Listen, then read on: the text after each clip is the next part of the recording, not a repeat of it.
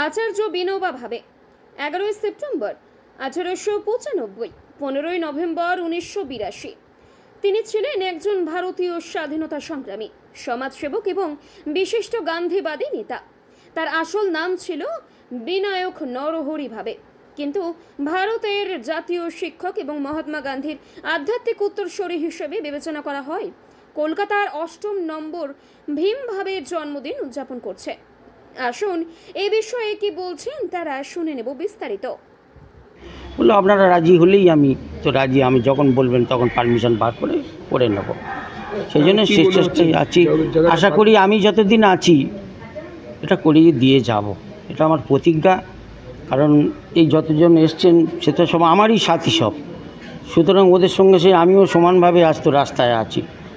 হয়তো আমি একটু আলাদা ফেসিলিটি পাই বা উঠতে পারি বা করতে পারি, কিন্তু সেটা তো আর সম্ভব নয়।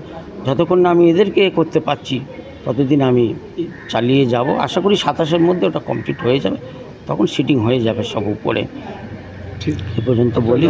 আমার নাম প্রবীর দাস, সর্বদাই কর্মী।